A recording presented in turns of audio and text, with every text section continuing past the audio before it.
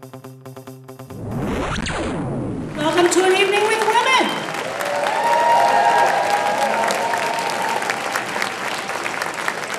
And thank you for joining us tonight for a night that is about so much more than the fabulous entertainment we're going to enjoy.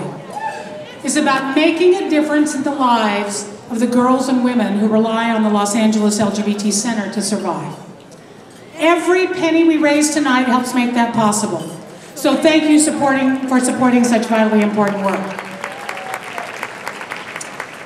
Since we gathered here last year, so much progress has happened. The freedom to marry became the law of the land. The Pope suggested that LGBT people should not be judged. Corporate America has stood up in an unprecedented way against the horribly discriminatory North Carolina law HB 2. On Tuesday, the Senate finally confirmed the first openly gay Secretary of the Army. And it looks like the Republicans are nominating Donald Trump. You know I have to go there. The Donald called me yesterday. I don't know why that should be a surprise to anyone. I am a foxy blonde.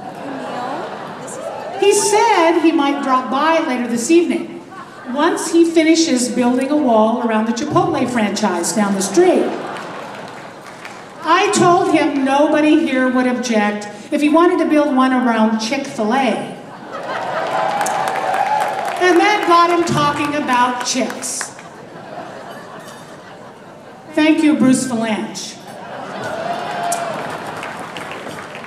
Seriously, I am so concerned about the nasty turn that politics in our nation has taken on both sides of the aisle, that my speech tonight is going to be more serious than usual.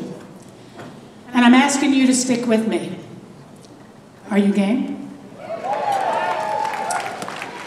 And I want to thank the writer Sadie Doyle for her insightful analysis, some of which I will include. Now, I don't get the paradox. As LGBT people, we have so much to celebrate because America, most of America, has finally come around to understanding that discrimination against us is wrong. So they are supporting a more free and open society. Yet, at the same time, huge numbers are lining up behind a xenophobic, narcissistic, crude, lying blowhard who has said that he will roll back all of the LGBT gains of recent years. His divisive, dishonest, and bigoted approach is dangerous, and it's bad for this country. But tonight I want to focus on something else that's bad for our country. Something that isn't unique to Trump, although he's particularly disgusting at it. Bernie and his campaign are doing it too, and let me just say, this is not about Bernie versus Hillary. This is about a ubiquitous phenomenon that is being fomented by all kinds of political commentators, Republican and Democrat alike, and women are not immune from participating. I'm talking about the overt and subtle sexism and even misogyny in the critiques of Hillary Clinton.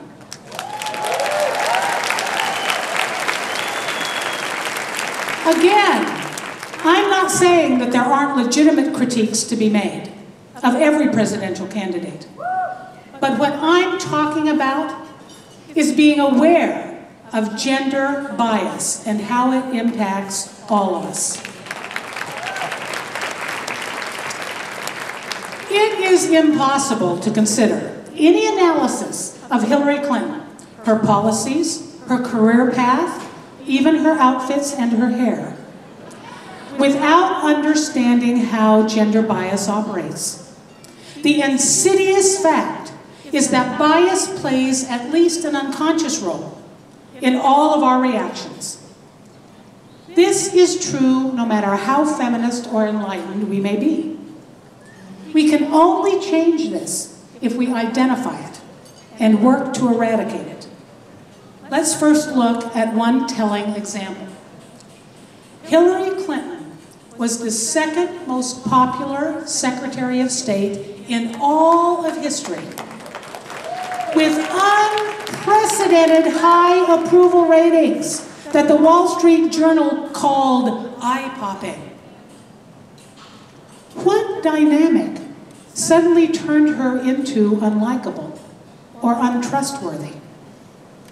It's more simple than you may realize. Public opinion of Clinton throughout her career has followed a pattern not unlike that of many women politicians. Her public approval plummets whenever she seeks a new position, and then it soars when she gets the job. The huge chasm between the way that Clinton is talked about when she campaigns and the way that she is talked about when she's in office cannot be explained by ordinary political mudslinging or partisanship. Rather, the very predictable swings of public opinion reveal Americans' continued prejudice against women caught in the act of asking for power.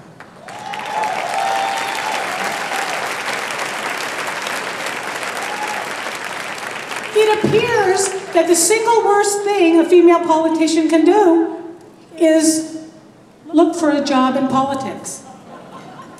We can finally accept some women in power, but not women's desire for more of it. This issue is not specific to Clinton. Elizabeth Warren was seen as unlikable when she ran for Senate. It was reported that women were being turned off by Warren's know-it-all style, and local Democratic commentators complained that she needed to be more authentic. Sound familiar? This framing is indistinguishable from the current coverage of Clinton. And it isn't unique to Democrats. The same thing has been directed to Republican women candidates, including Meg Whitman and Carly Fiorina. What is at the bottom of this? Sexism. And you don't have to take my word for it. All you need to do is read the studies. Like the one at Yale, which found that voters, men and women alike, generally see competent women running for office as unlikable. And when male politicians were described as power-seeking, it wasn't a negative. But when females were described in the exact same way, voters of all genders reported feelings of contempt, anger, disgust.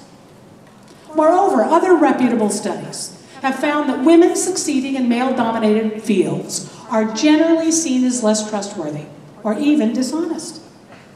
Again, sounds pretty familiar, doesn't it? Now, what this means for us is that whenever we hear a female candidate being described as unlikable, untrustworthy, inauthentic, or when we think these things ourselves, we need to take a step back and look a little deeper.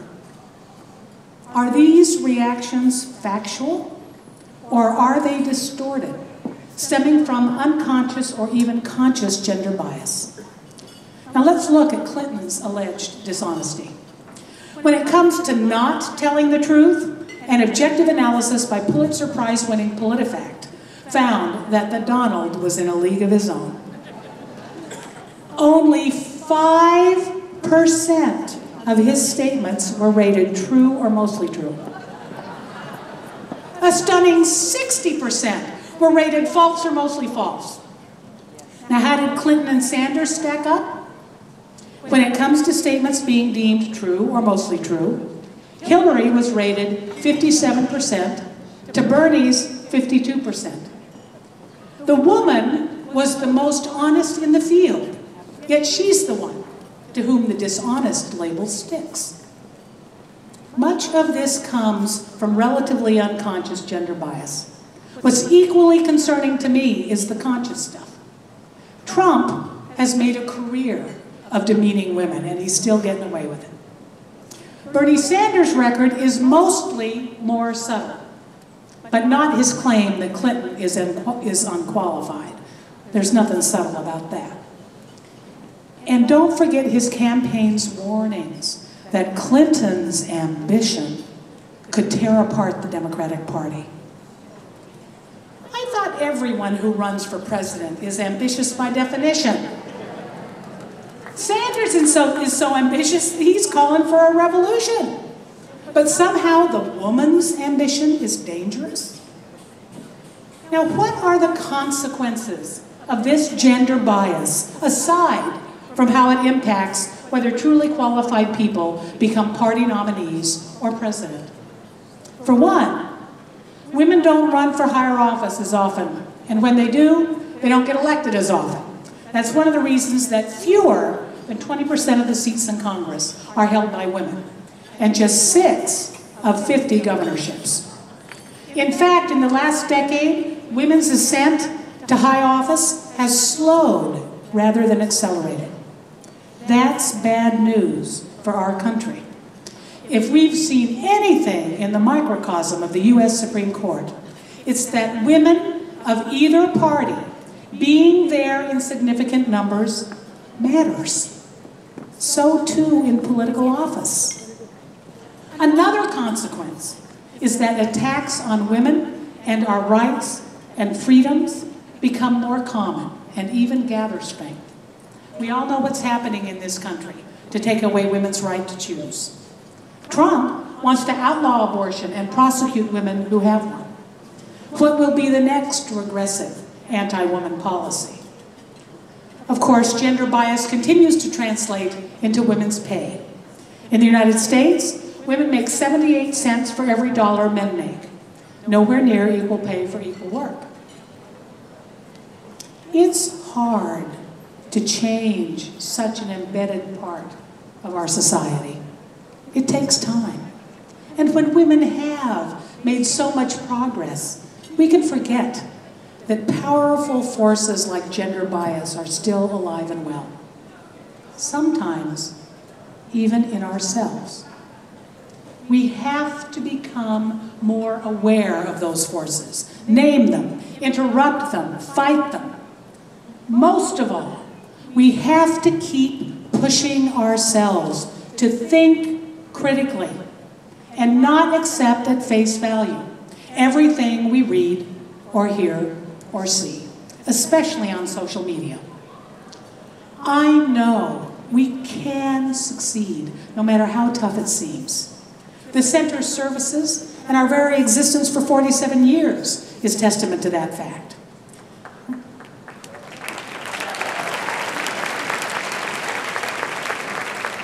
We've seen that we can change customs and forces that should have no place in today's society.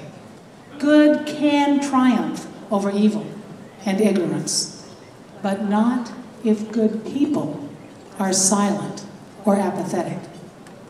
Not if we don't stand up and speak out when we should. And not if we lose sight of our real enemies and who they are becoming divided. Because that's when our real enemies win and real people get hurt. We can build a more civil and just society. We have, and we must continue that fight. The women and girls in our lives deserve it, as do the boys and men who love them. So, be vigilant. Don't sit in silence in the face of injustice. And don't sit this election out. Our community and our nation can't afford it.